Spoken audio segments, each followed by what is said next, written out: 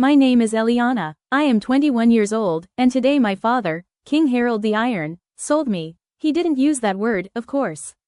He used words like alliance, peace, future of the kingdom.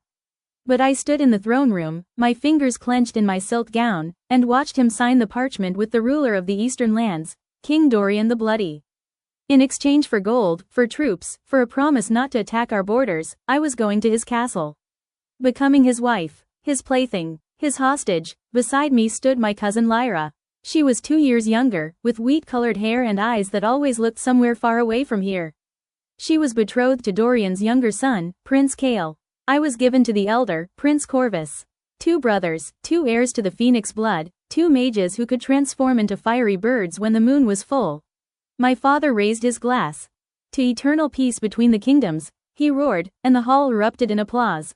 I did not clap. Lyra did not clap. She looked at me, and in her eyes I saw the same thing I felt, cold, numbing terror. 2 princesses, placed on the playing board of men who had never once asked us what we wanted. The journey to the eastern lands took 9 days.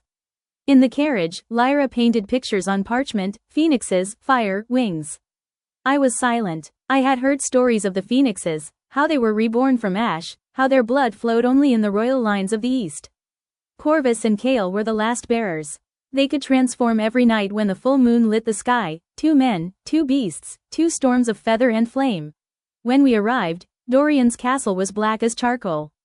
Its towers rose like burnt fingers, and in the air hung a smell of sulfur and old blood. Dorian greeted us with a smile that never reached his eyes. Corvus stood beside him, tall, broad-shouldered, with hair like night and eyes that burned with an inner orange fire. Kael was behind him, shorter, thinner, with a gaze that seemed to beg for forgiveness. Corvus took my hand too tightly. "Welcome, Eliana," he said, his voice like stones rolling down a well. "From this night, you are mine." I did not answer. I simply lowered my head and remembered my father's words, "Be silent and endure, daughter."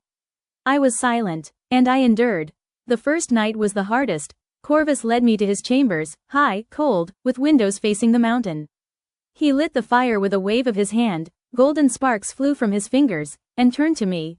"Do you know why your father gave you to me?" he asked. "Peace," I answered. He laughed. A laugh that tore the silence like a knife. "Nonsense. He gave you because I asked. I asked for you. Not the kingdom, not the gold, you. Because I heard you were born under the sign of the fire moon. That is rare, Eliana.